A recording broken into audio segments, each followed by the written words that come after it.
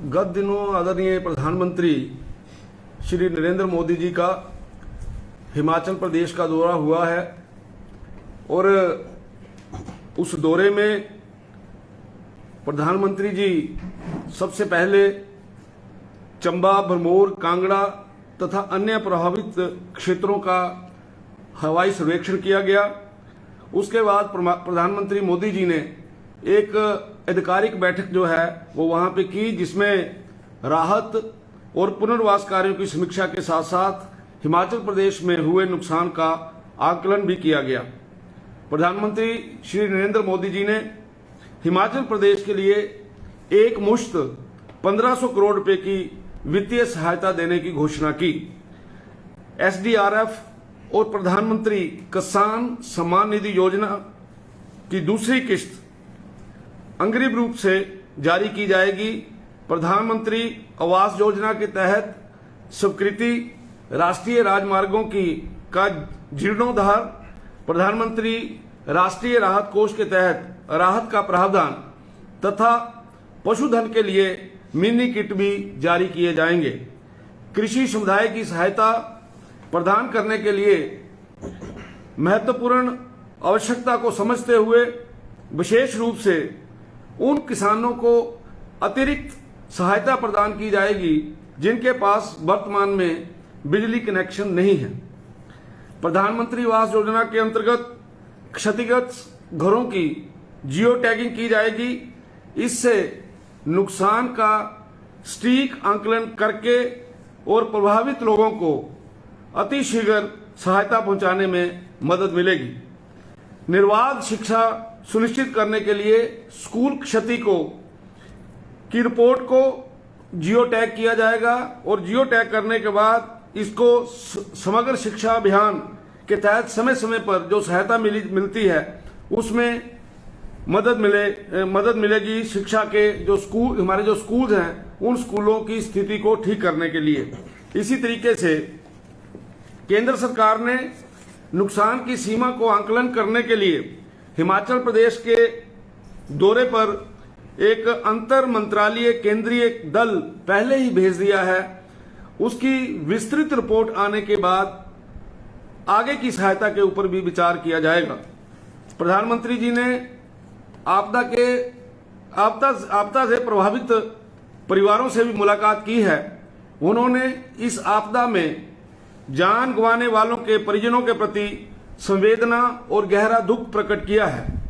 उन्होंने कहा है कि केंद्र सरकार इस कठिन समय में राज्य सरकार से मिलकर काम करेगी और हर संभव सहायता जो है वो प्रदान की जाएगी।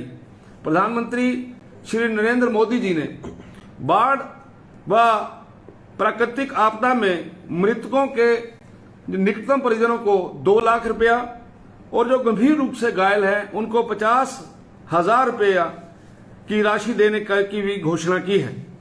प्रधानमंत्री जी ने कहा है कि आपदा प्रबंधन नियमों के तहत राज्य को अग्रिम भुगतान सहित सभी प्रकार की सहायता प्रदान की जा रही है। उन्होंने तत्काल राहत और बचाव कार्यों में एनडीआरएफ, एसडीआरएफ, सेना, राज्य प्रशासन और सेवा केंद्रित संगठनों के कर्मियों की प्रयासों की सराहना की है। केंद्र सरकार राज्य के ज्ञापन और केंद्रीय टीम की रिपोर्ट के आधार पर मूल्यांकन करने के बाद फिर से समीक्षा करेगी। प्रधानमंत्री जी ने स्थिति की गंभीरता को स्वीकार किया है और आश्वासन दिया है कि केंद्र सरकार स्थिति को निपटने के लिए सभी प्रयास करेगी। मैं हिमाचल प्रदेश की जनता की तरफ से आदरणीय मोदी जी का धन्यवाद करना चाहता हूं कि उन्होंने इस दुख की घड़ी में हिमाचल प्रदेश के लोगों के बीच में आकर उनका हौसला बढ़ाया है और उनको यह महसूस कराया है कि जैसा कि वो बोलते हैं कि हिमाचल प्रदेश मेरा दूसरा घर है, और उसी को जो समझते हुए उन्होंने जो सहायता एक मुश्त दी है 1500 करोड़ रुपए की, और मुझे पूर्ण विश्वास है और हम सब लोगों को पूर्ण विश्वास है कि आने वाले समय में जब भी हमें केंद्र की सहायता चाहिए होगी हमें पूर्ण रूप से उनका प्यार और आशीर्वाद मिलेगा। तो कांग्रेस लगातार कह रही है कि जितना होना चाहिए था उतना मिला नहीं है, यानी कि 10,000 करोड़ के आसपास का खर्च हुआ है, क्या कहेंगे? नुकसान हुआ, सॉरी माफी चाहूंगा। रोज आप अखबार पढ़ते हैं, डेली नई फिगर होती है, इसलिए आंकलन हो रहा है। मैंने अपने शब्दों में आपको बोला है कि यहाँ पे केंद्रीय टीमें आई हुई हैं, वो उसका एस्टीमेट करेंगी। उस एस्टीमेट के आधार पर, ये तो एक मुश्त है, ये कोई पैकेज नहीं है, ये एक मुश्त जो है उन्होंने पैसा दिया है कि ताकि एकदम पैसा मिलने के बाद जो है वो राहत कार्य शुरू हो जाए, और पैसा मिलेगा। और पैसा मिलने के लिए जो आंकलन है वो आंकलन किया जाएगा। उस आंकलन के आधार के ऊपर जितना हिमाचल प्रदेश का हिस्सा बनता होगा वो हिमाचल प्रदेश को मिलेगा। मुख्यमंत्री ने बोला, एयरपोर्ट के बाहर ही बोला था कि 1500 करोड़ कौन से हेड में आएगा, इसका ये मैं भी नहीं बता सकता आपको कौन से हेड में आएगा। आदरणीय प्रधानमंत्री जी ने कहा है कि हम एक मुश्त किस्त दे रहे हैं, लेकिन आप सबके ध्यान में ये विषय आना चाहिए, आप क्या पूछना चाहते हैं, हेड क्यों पूछ रहे हैं, उससे क्या फायदा होगा हिमाचल प्रदेश को? जहां जहां नुकसान हुआ होगा वहां पे पैसा मिलेगा। सर, नुकसान के बाद प्रधानमंत्री जी खुद यहाँ दौरा करने आए थे और उन्होंने जो प्रभावित परिवार थे उनसे भी मिले और उन्होंने एक मुश्त 1500 करोड़ रुपए जारी भी किया। बावजूद इसके कांग्रेस के बाबर इसका विरोध क्यों कर रही है? मतलब वो कम, अगर किसी ने विरोध करना है तो उसका तो कोई हल नहीं है। पहले तो ये बोलते थे कि केंद्र सरकार पैसा नहीं दे रही है, अब केंद्र सरकार पैसा दे रही है तो क्यों दे रही है? केंद्र सरकार पैसा दे रही है, वो कम दे रही है। आदरणीय प्रधानमंत्री जी ने खुले मन से यहाँ पे ये बात विषय बोला है कि केंद्रीय टीमें यहाँ पे आ गई हैं, वो समीक्षा कर रही हैं, वो जो समीक्षा करेंगे उसका जो आंकलन होगा और पैसा अगर बनता होगा तो वो और पैसा भी मिलेगा। ऐसे तो हर रोज कोई अखबार के अंदर आज 2000 की बात करता है, अगले दिन 5000 की बात करता है, उससे अगले दिन 7000 की बात करता है। वो बातें केवल स्टेटमेंट्स हैं। एक्चुअल में कितना नुकसान हुआ है उसका आंकलन तो टीम ही करेगी, इसलिए उस टीम के माध्यम से मुझे ऐसा लगता है सही आंकलन का पता लगेगा। और मैं आपको इस बात का विश्वास दिलाता हूं कि बड़ी गंभीरता के साथ उन्होंने ये यहाँ का दौरा किया है, आपने देखा भी होगा ये सारे का सारा विषय, और हमें पूर्ण विश्वास है कि केंद्र सरकार पूर्ण रूप से हमारी जो है वो मदद करेगी। सर, जो प्रदेश के जो स्कूलों को सीबीएसई बोर्ड के अंतर्गत लेने की एक वो कर रही है सरकार, इस पे क्या कहें? अच्छी बात है, सीबीएसई में लेगी, कोई बुरी बात नहीं है, लेना चाहिए, अगर ऐसा होगा कोई बुरी बात नहीं है।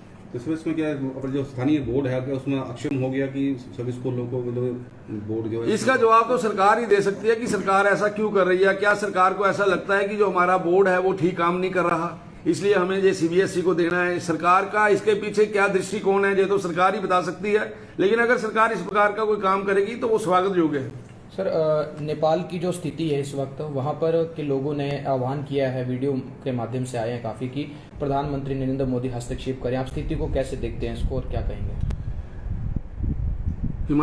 नेपाल के अंदर जो कुछ हुआ है वो सचमुच में दिल दहलाने वाले विषय वहां पे सामने आए हैं, लेकिन मुझे इस बात की खुशी भी है कि आज पूरे विश्व के अंदर जब कोई संकट पैदा होता है तो मोदी जी को याद किया जाता है।